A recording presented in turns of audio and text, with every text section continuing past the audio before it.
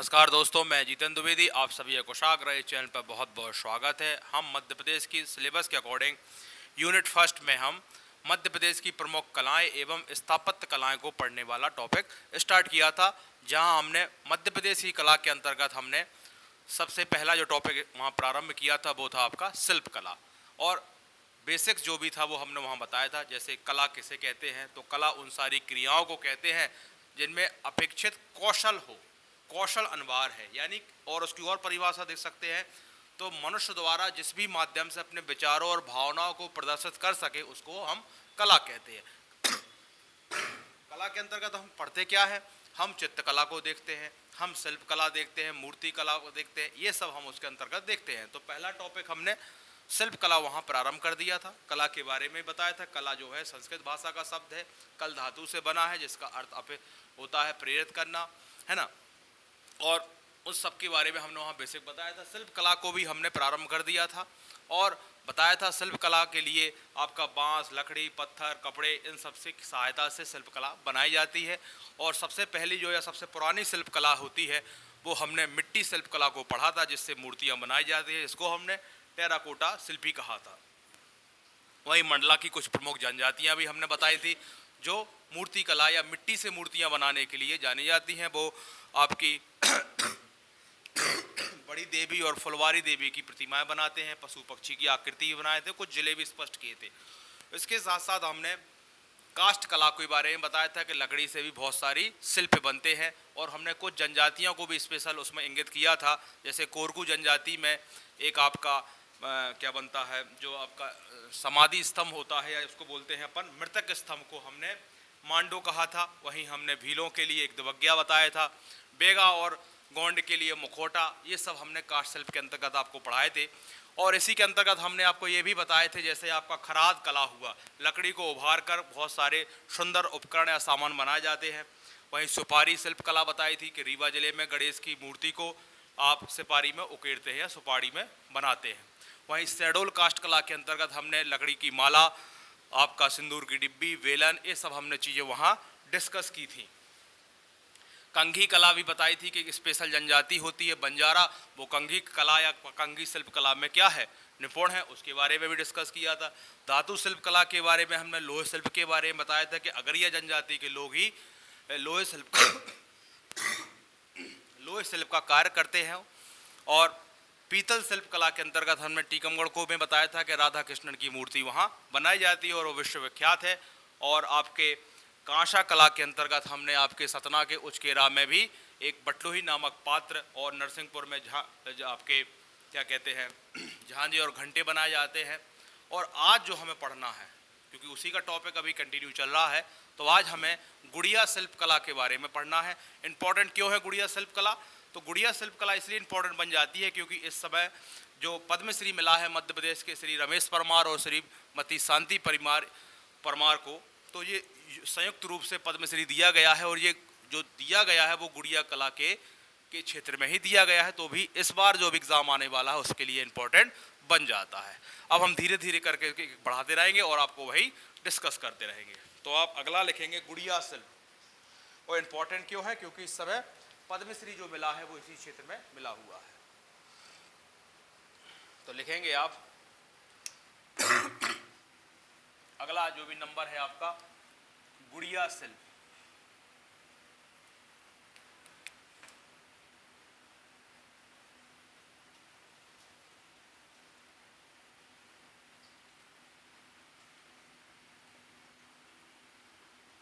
गुड़िया शिल्प बेसिकली जो फेमस है वो ग्वालियर अंचल का है। तो आप ये भी लिखेंगे ग्वालियर अंचल में प्रसिद्ध है गुड़िया शिल्प। ग्वालियर अंचल में प्रसिद्ध है। ठीक, ये हो गया पहला फैक्ट। और इसके बारे में हम जानेंगे गुड़िया शिल्प कला के रूप में ये लकड़ी और कागज, ये लकड़ी और कागज से गुड़िया क्या होती हैं, बनाई जाती हैं। तो लिखेंगे यहाँ लकड़ी और कागज से गुड़िया कला बनाई जाती है। क्या कहते हैं उसको? गुड़िया बनाई जाती है। तो यहाँ या यहाँ लकड़ी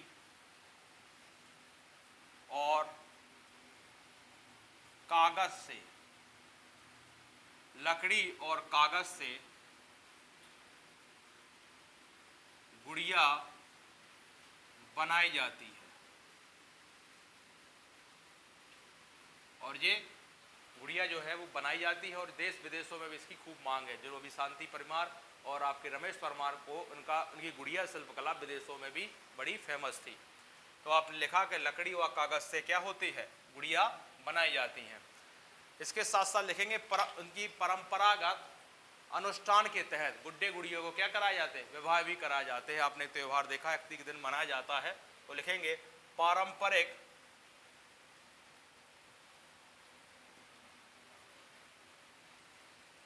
अनुष्ठान के तहत गुड्डे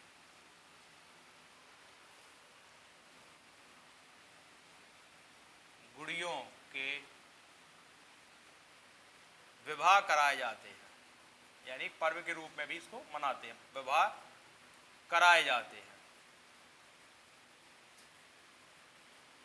ठीक, एक फैक्ट आपने ये भी देखा गुड़िया शिल्प के बारे में।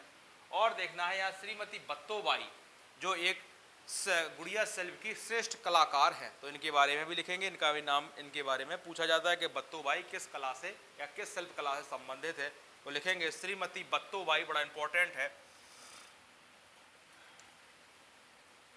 श्रीमती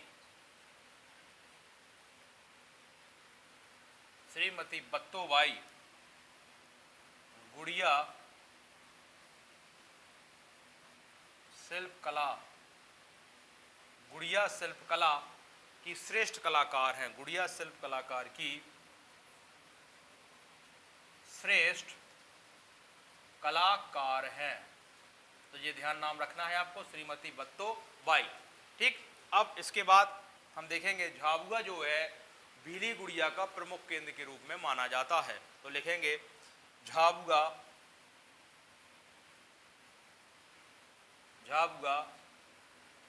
भीली गुड़िया शिल्प केंद्र के रूप में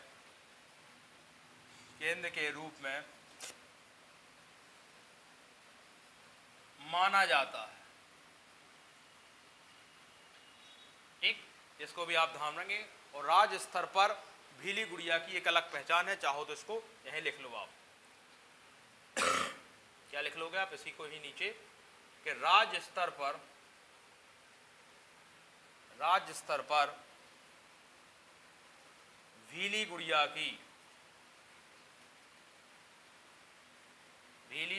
की अलग पहचान है। ठीक, तो ये आपने क्या जाना, गुड़िया शिल्प कला के रूप में जाना कि ग्वालियर अंचल में क्या है, बड़ा प्रसिद्ध है। और झाबुआ गुड़िया शिल्प जो भीली जनजाति के लोग बनाते हैं उनकी भी एक अलग पहचान है। तो आप देखो बत्तोबाई को नाम याद रखेंगे, श्रीमती बत्तोबाई। और भीली गुड़िया केंद्र शिल्प कहाँ है, यानी भीली या भील जनजाति के लोग जो गुड़िया शिल्प बनाते हैं वो झाबुआ में, ध्यान रखना है। ठीक, अब यहीं आप क्या देखेंगे, करंट का जो विषय है, जो 2023 में पद्मश्री मिला हुआ है,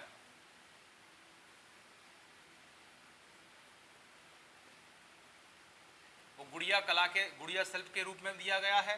तो वो जिनको दिया गया है उनके नाम लिख दे रहे हैं और किस क्षेत्र से है उनको भी हम आपको बता दे रहे हैं।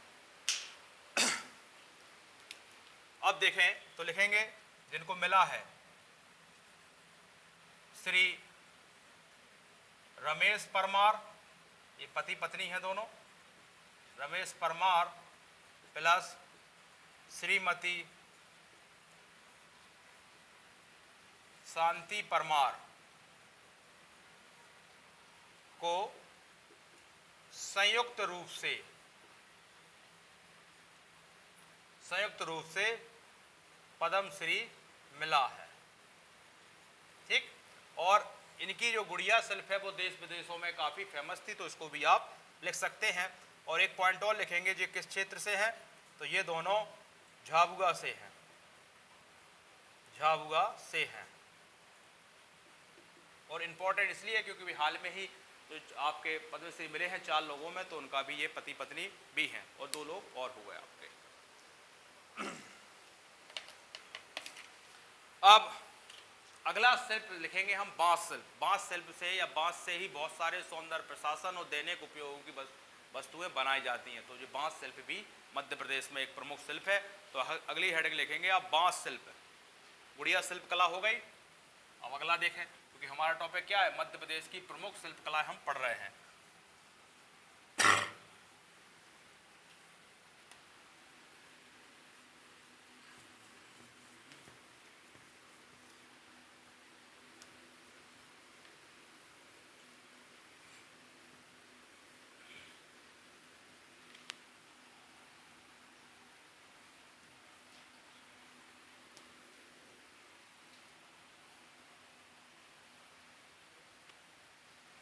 लिखेंगे बांस शिल्प।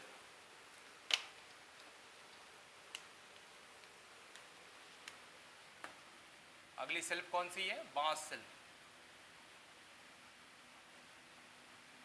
इसको शिल्प कला भी लिख लें आप। तो बांस शिल्प में क्या लिखेंगे, बांस से कलात्मक वस्तुएं बनाई जाती हैं या कलात्मक वस्तुओं का निर्माण होता है। आपने देखा है टोकरियां वगैरह, डिजाइन के झूले वगैरह, बहुत सारी चीजें बनाई जाती है। तो बांस शिल्प से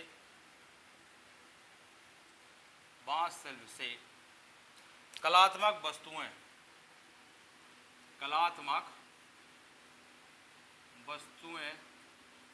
बनाई जाती हैं।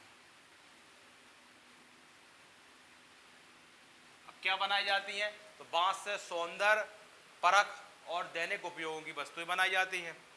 कुछ डिजाइनदार चीजें जो आपको सजाने के रूप में काम आती हैं, और आपकी टुकड़ियां वगैरह जो भी और चीजें हैं वो सब दैनिक वस्तुओं के रूप में उसका इस्तेमाल करते हैं। तो लिखेंगे बांस से सौंदर्य वस्तुएं और दैनिक उपयोग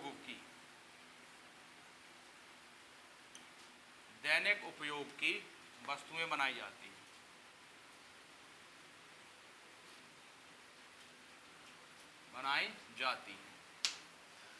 एक फैक्ट और लिखेंगे आप, बालाघाट प्रमुख केंद्र है।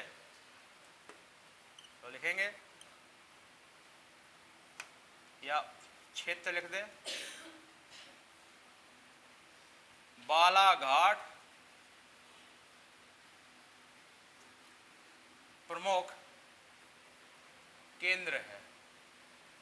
ठीक, तो बस बांस शिल्प में आप 3 चीजें ही ध्यान रखेंगे कि बांस से क्या बनाई जाती है, सौंदर्य और दैनिक उपयोगों की वस्तुएं बनाई जाती हैं, और उसका जो प्रमुख केंद्र है वो क्या है आपका, बालाघाट है। अब लिखेंगे लाख शिल्प। लाख आपने देखा है चूड़ियों के बीच में भरी जाती है, लाख वो ही उससे ही जो भी बनती है उसको लाख शिल्प कहते हैं।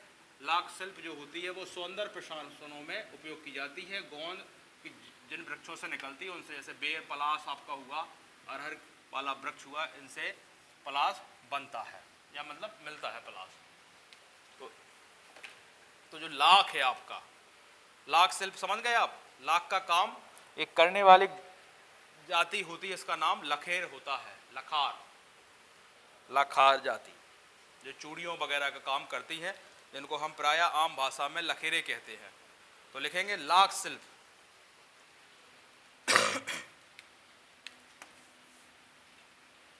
लाख वगैरह को हम मध्य प्रदेशी गौण संपदा में हम पढ़ा चुके हैं, तो आप उसको और डिटेल देख लें, कहाँ कहाँ कारखाने हैं, ये सब हमने पढ़ाया हुआ है। शायद उमरिया इसका एक सरकारी कारखाना है, वो भी हमने वहाँ बताया है, और आप उसको देख लेंगे तो आपको और चीज़ें ज़्यादा अच्छे तरीके से स्पष्ट हो जाएंगी। तो वृक्ष के गोंद या रस से लाख बनाई जाती है। वृक्ष के गोंद या रस से लाख बनाई जाती है। ठीक, एक पॉइंट आपने ले लिया, यानी जो वृक्षों से गोंद निकलती है हमने आपको बताया है, बेर पलास हुआ, आपके अरहर, ये इन वृक्षों से क्या होता है, आपकी लाख बनती है या लाख मिलती है। और लाख का काम करने वाली जाति को लखार कहते हैं। लाख का काम करने वाली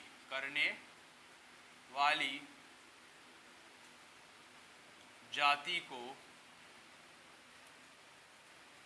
लखार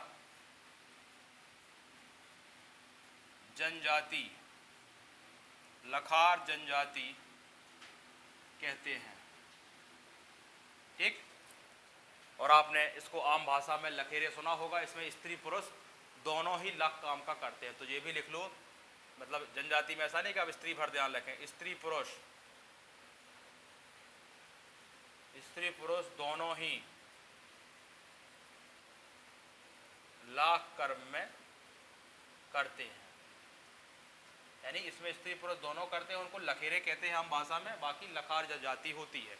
और इसके जो प्रमुख क्षेत्र है तो लिख लेंगे आप, राजस्थान वाले क्षेत्र है, जैसे आपका रतलाम हुआ, है ना, उज्जैन हुआ। ठीक है, और आपका चाहो तो इंदौर और महेश्वर भी आप लिख सकते हैं। तो ये इसके प्रमुख क्षेत्र हो गए जहां लाख शिल्प का कार्य ज्यादा होता है, इंदौर और महेश्वर यानी खरगोन, महेश्वर। ठीक है, ये होगा क्या, लाख शिल्प के बारे में आप देख लिया। अब देखेंगे आप छिपा शिल्प। छिपा शिल्प क्या होता है, कपड़ों पर हाथ से या लकड़ी से छाप लगाए जाने वाले शिल्प को हम क्या कहते हैं, हम कहते हैं छिपा शिल्प कहते हैं। कपड़ों पर हाथ व लकड़ी से छाप जाने वाले।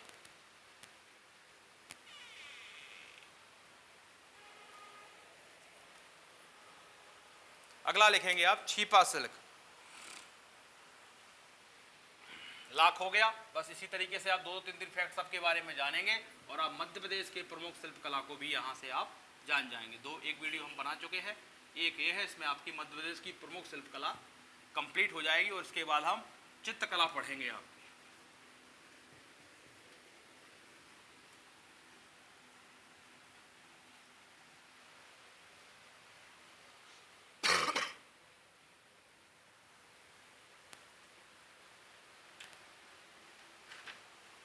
अगला लिखें आप छिपा शिल्प। एग्जामों में कई बार रिपीट भी हुआ है।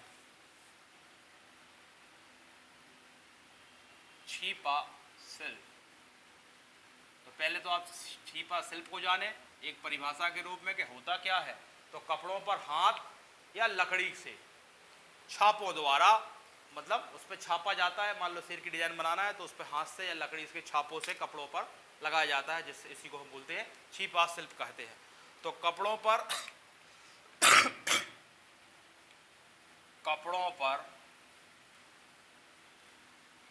हाथ ऑब्लिक लकड़ी, कपड़ों पर हाथ व लकड़ी के छापों से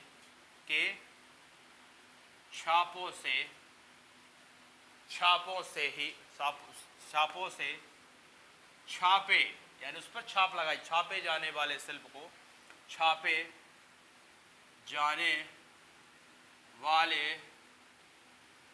शिल्प को हम क्या कहते हैं, हम छिपा शिल्प कहते हैं।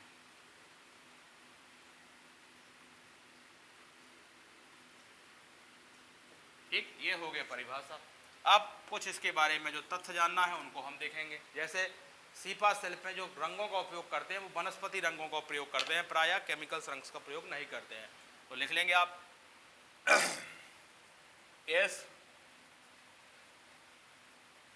शिल्प कला में वनस्पति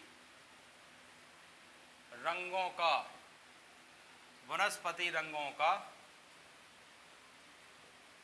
प्रयोग करते हैं। ठीक, तो ये भी आप ध्यान रखना, वनस्पति रंग पेड़ पौधों से बनाए जाते हैं।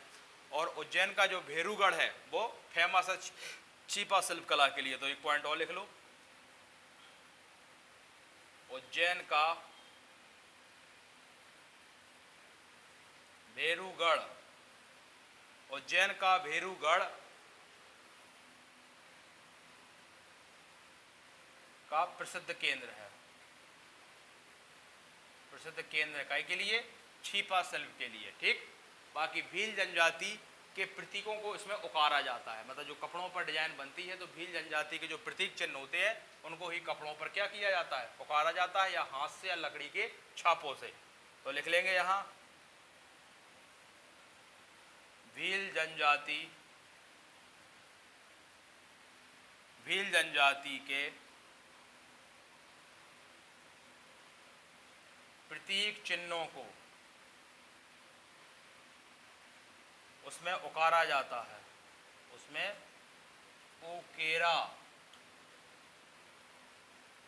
उकेरा जाता है। ठीक, अब कुछ प्रमुख क्षेत्र हैं किसके, छीपा शिल्प के, तो इसको हम यहीं लिखा दे रहे हैं प्रमुख क्षेत्र। और जैसे बाघ, इसको अभी हम अलग से पढ़ेंगे। बाघ से कहाँ पड़ता है, आपके धार में। कुछी हुआ है ना, एक आपका मानवार हुआ। ये कुछ विशेष क्षेत्र है जहाँ छीपा शिल्प कला प्रसिद्ध की गई है।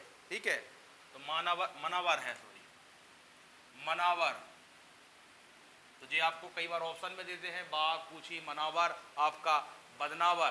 पूछते हैं ये किस शिल्प कला से संबंधित है, तो आप ध्यान रखेंगे बदनावर आदि, ये सब किससे संबंधित है, आपके छीपा शिल्प कला से संबंधित है। छीपा शिल्प कला आप जान गए हैं, कपड़ों पर हाथ व लकड़ी से छापे जाने वाले शिल्प को छीपा शिल्प कहते हैं। हम इसमें से बाघ प्रिंट को स्पेशल थोड़ा देखेंगे क्योंकि इससे प्रश्न बनने की संभावना रहती है। तो अगला इसी में आप एक सब हेड डालेंगे, बाघ प्रिंट है छीपाई शिल्प को।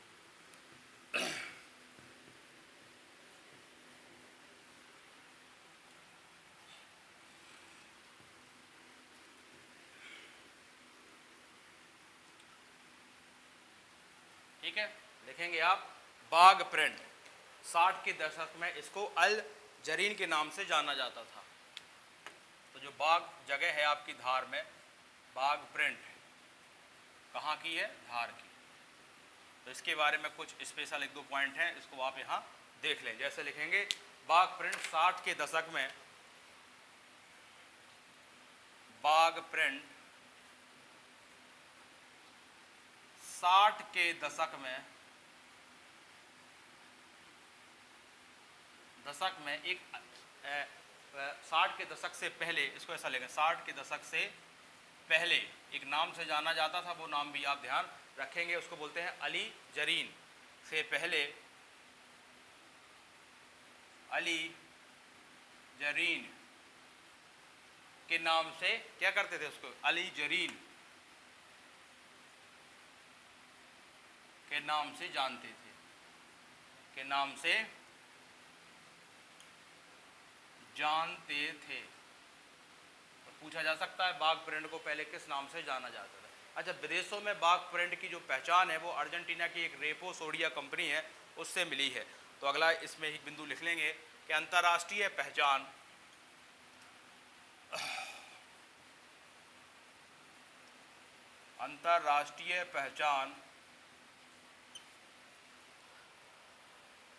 अर्जेंटीना की कंपनी, अंतर्राष्ट्रीय पहचान अर्जेंटीना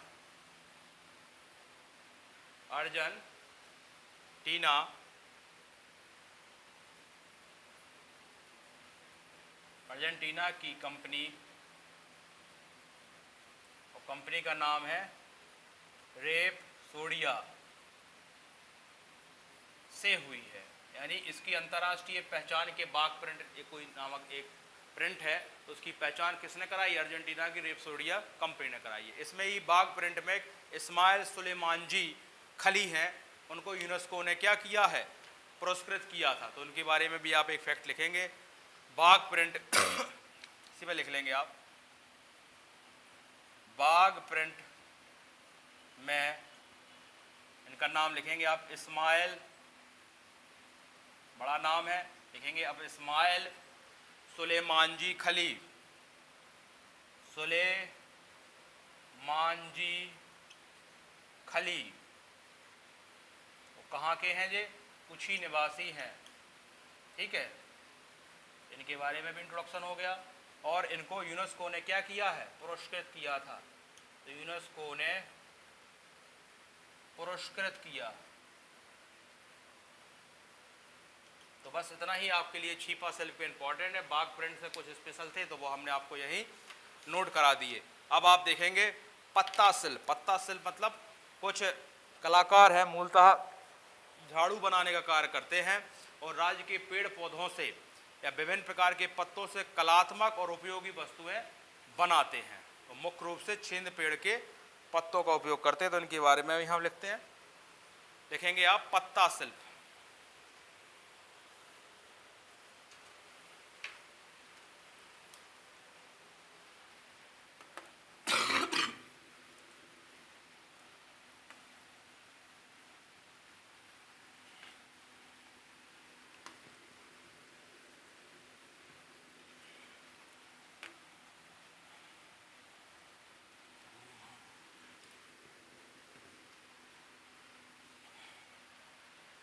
अगले लिखेंगे आप, ये सब शिल्प मध्य प्रदेश की है शिल्प कला, और आपको जानना चाहिए थोड़ा क्योंकि सिलेबस में दिया गया है इसलिए इम्पोर्टेंट बन जाता है। इस यूनिट को एग्जाम के बाद तक हम पूरा कंप्लीट करने का प्रयास करेंगे। लिखेंगे कलाकार मूलतः झाड़ू बनाने वाले होते हैं। कलाकार मूलतः झाड़ू बनाने वाले होते हैं, यानी पत्तों से बहुत सारी चीजें बनाते हैं, खिलौने, चटाई, आसन, ठीक है ना, दूल्हा दुल्हन के मोड़ वगैरह बनाए जाते हैं। तो अब क्या लिखोगे आप, राज्य के पेड़ पौधों के, राज्य के पेड़ पौधों के पत्तों से विभिन्न प्रकार के, ठीक है, पत्तों से विभिन्न प्रकार के कलात्मक मतलब जो आपके सौंदर्य प्रशासन के रूप में, सौंदर्य जो आप सजावटी सामान के रूप में उपयोग करते हैं, तो कलात्मक और उपयोगी वस्तुएं बनाते हैं। कलात्मक और उपयोगी वस्तुएं बनाते हैं, ठीक है। और एक जो मुख्य रूप से छिंद पेड़ के पत्तों से, वो भी लिख लें आप, मुख्य रूप से छिंद पेड़ के पत्तों से, ठीक। और बनाते क्या क्या है, तो आप बनाने में लिख लें, जैसे क्या क्या बनाते हैं पत्तों से, तो जैसे खिलौने हुए, चटाई हुई, आसन हुआ, ठीक है, और दूल्हा, क्या बोलते हैं उसको हम, दूल्हा दुल्हन के मोड़ बनाते हैं, दूल्हा दुल्हन के मोड़ जो सिर पे लगाते हैं, बनाते हैं। तो ये बस इतना जानना है कि पत्ता शिल्प भी मध्य प्रदेश में फेमस है, ठीक। और कुछ जो आपको एक दो पॉइंट है उसको जानेंगे। अब देखेंगे आप प्रस्तर शिल्प। प्रस्तर शिल्प मतलब, प्रस्तर शिल्प मतलब पत्थरों से बनाई जाने वाली मूर्ति की। प्रस्तर का अर्थ क्या होता है, पत्थर। तो आप लिखेंगे प्रस्तर शिल्प।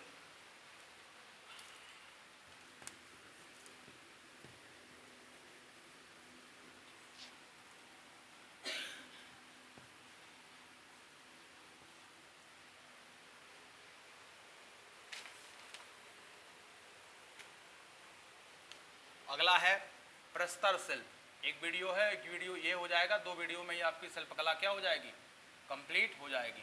प्रस्तर शिल्प जानते हो, प्रस्तर में अर्थ क्या होता है, पत्थर। तो पर्वत पत्थर से निर्मित की गई विभिन्न प्रकार की आकृति की मूर्तियां। तो लिखेंगे पत्थर से निर्मित की गई विभिन्न प्रकार की, पत्थर से निर्मित की गई विभिन्न प्रकार की या विभिन्न प्रकार की आकृतियों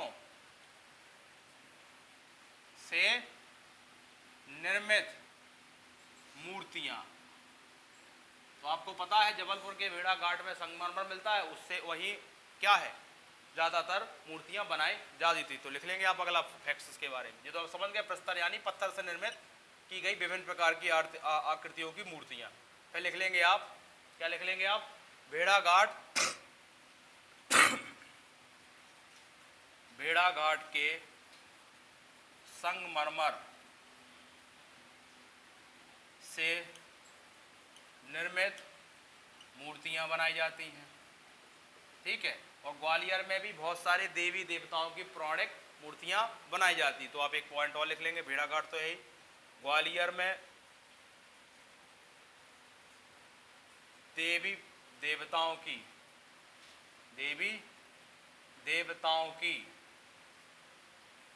ग्वालियर में देवी देवताओं की पौराणिक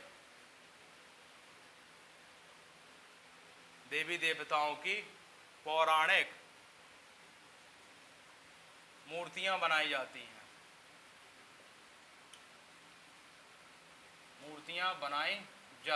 ठीक है। अब भाई कुछ क्षेत्र लिखना है तो आप लिख सकते हैं मंदसौर, रतलाम, ठीक है ना, विशेष। बाकी आप दोनों ही याद रखेंगे, भेड़ाघाट और ग्वालियर। लिखने के लिए और क्षेत्र के लिए आप रतलाम लिख सकते हैं, मंदसौर लिख सकते हैं, पर आपको इतना याद सब नहीं रहता है। जबलपुर ग्वालियर हो ही चुका है, लिखा ही चुके हम भेड़ाघाट, तो जबलपुर, ग्वालियर आदि, ठीक है। तो ये हो गया आपका प्रस्तर शिल्प में। आप क्या जानेंगे, बस मूल रूप से ये जानेंगे कि पत्थर से मूर्तियां बनाई जाती हैं। अब लिखेंगे हम महेश्वर साड़ी और चंदेरी साड़ियों के बारे में लिखेंगे। तो अगली हेडिंग आप लिख लें, महेश्वर साड़ी।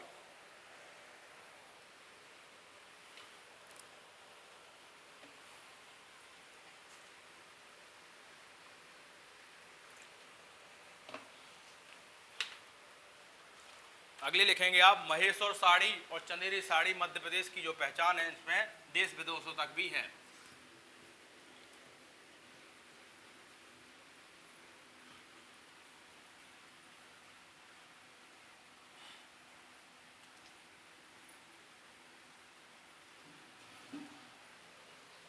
लिखें आप महेश्वर साड़ी।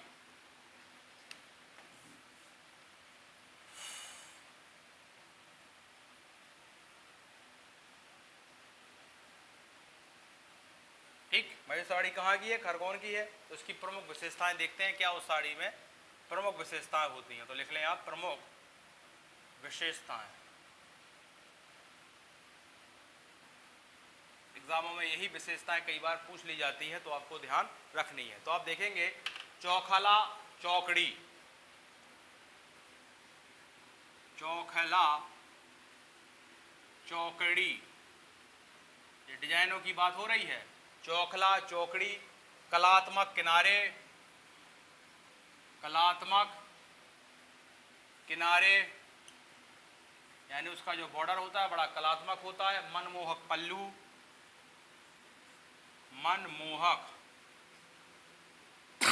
पल्लू, ठीक, हल्के गहरे और चमकदार चांदी,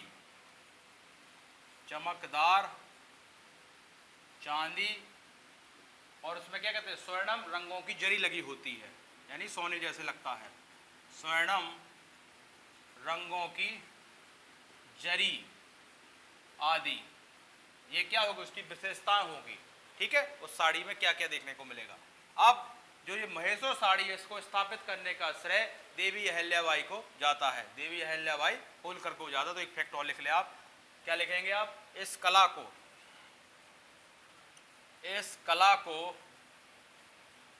स्थापित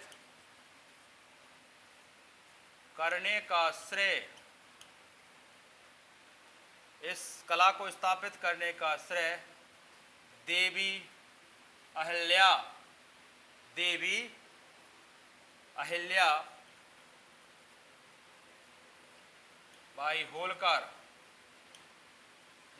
बाई होलकर को जाता है। बस आप ध्यान रख लेंगे क्योंकि महेश्वर जाता है, ठीक। और एक फैक्ट और चाहो तो लिख लो, इस साड़ी कला की जो पहचान है वो देश विदेशों में भी, भारत की ही नहीं बाकी देश विदेशों में भी ये फेमस है। एक फैक्ट चाहो तो आप और लिख सकते हैं, इसकी पहचान देश विदेशों में भी है भारत के अलावा।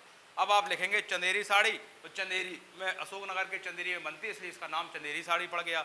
और ये चंदेरी साड़ी जो है वो सूती और रेशमी दोनों कपड़ों में बनाई जाती है। तो मध्य प्रदेश की ये प्रमुख शिल्प कलाएं आप पढ़ रहे हो, जिसमें साड़ियाँ भी क्या हैं, डिजाइनदार है और बड़ी फेमस है। देश विदेशों में भी इनका नाम चलता है कि महेश्वर की साड़ी है, चंदेरी की साड़ी है, और ये मध्य प्रदेश की क्या है, बड़ी प्रमुख शिल्प कलाओं में जाने जाते हैं। तो कई बार मेंस में भी आता है, तब भी आप इन सब चीज़ों को आप लिख सकते हैं मध्य प्रदेश की प्रमुख शिल्प कलाओं में। तो अगली हेडिंग लिखेंगे आप चंदेरी साड़ी।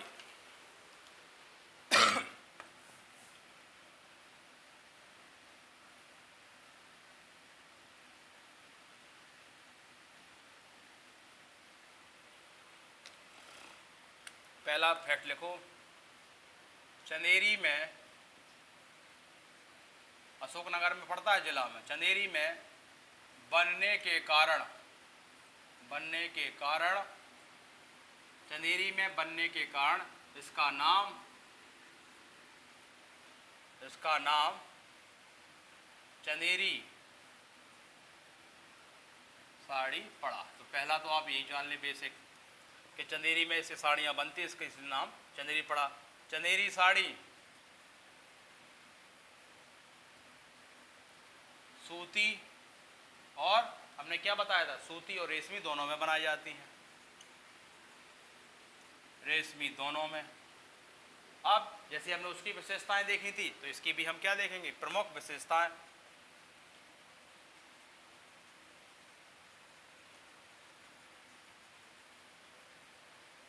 ये हो गई प्रमुख विशेषताएं।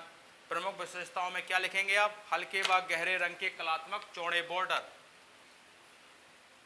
हल्के व कलात्मक, हल्के और गहरे, हल्के और व गहरे रंग के कलात्मक चौड़े बॉर्डर, ठीक। और एक जो खास होता है इसमें मोर बदक की आकृतियां उकेरना, ये बड़ा फेमस है, एग्जाम में पूछा भी गया है, उसको आईएमपी का लिख लेंगे। मोर बदक की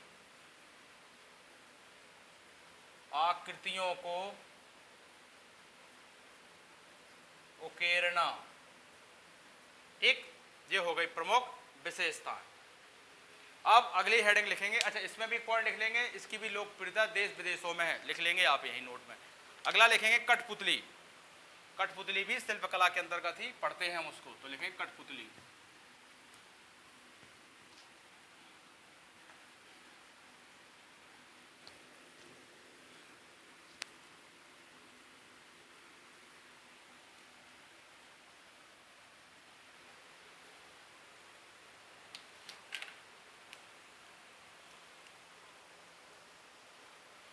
क्या लिखेंगे आप, कठपुतली।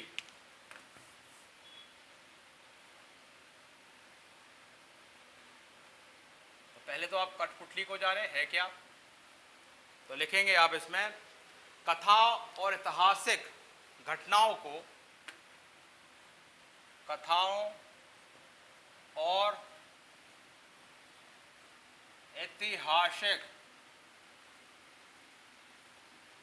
कथाओं और ऐतिहासिक घटनाओं को या घटनाओं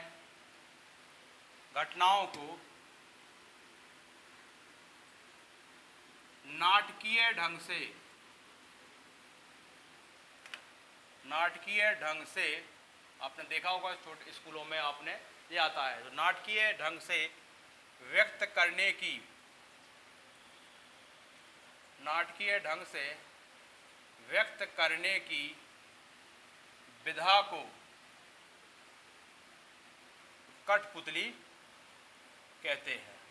पहला तो आप इसमें आप कहते हैं, आपने एक परिभाषा देख ली कि इसमें होता क्या है, तो इसमें कथाओं और कुछ ऐतिहासिक घटनाओं को नाटकीय अंदाज में व्यक्त करने की विधा को क्या कहते हैं, हम कहते हैं कठपुतली। अब कुछ प्रसिद्ध पात्र होते हैं, जो पूछे जाते हैं पात्रों के नाम के, ये पात्र किस सभ्यता से संबंधित, तो आप अगली हेडिंग लिख लेंगे प्रसिद्ध पात्र कौन कौन से होते हैं कठपुतली में। प्रसिद्ध पात्र आपने देखा होगा, अनारकली, बीरबल, अखबार, इस तरीके के पात्र होते हैं।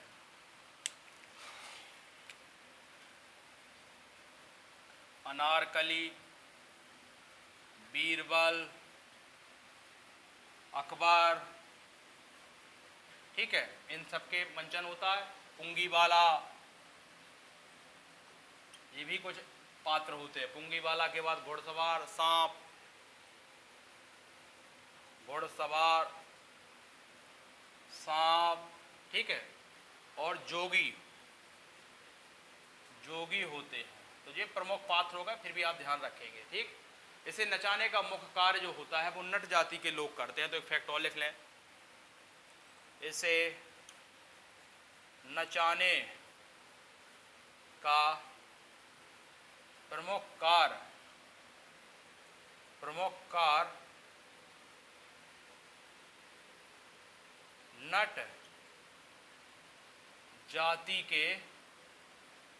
नट जाति के लोग करते हैं।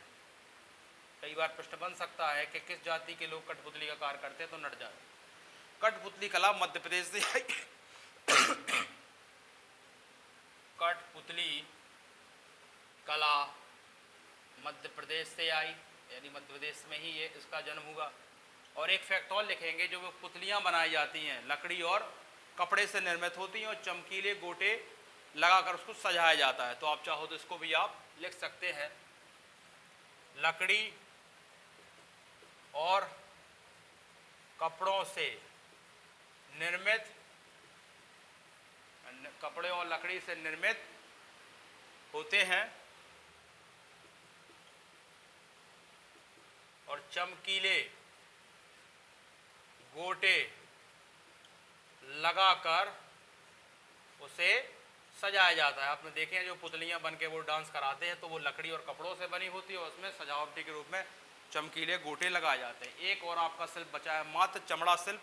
बस 2-3 बात उसके बारे में जानना है और आपकी मध्य प्रदेश की प्रमुख शिल्पकला क्या हो जाएगी, कंप्लीट हो जाएगी। और अगला टॉपिक हम पढ़ेंगे कला में, शिल्पकला हम पढ़ चुके हैं आज, अगला पढ़ेंगे हम मध्य प्रदेश की प्रमुख चित्रकला। तो बस इसमें एक अंतिम पोर्शन और बचा है हमारा, चर्म शिल्प। वो भी तो एक शिल्प है, जूते बन रहे हैं और भी चमड़े से बहुत सारे बैग बन रहे हैं, बेल्ट बन रहे हैं, तो वो भी तो एक कला है, उसमें भी तो एक कौशल की आवश्यकता पड़ती है। तो उसको आप केवल नाम से जान लें, चर्म शिल्प, चमड़ा से सामान बनाने का कार्य। चर्म शिल्प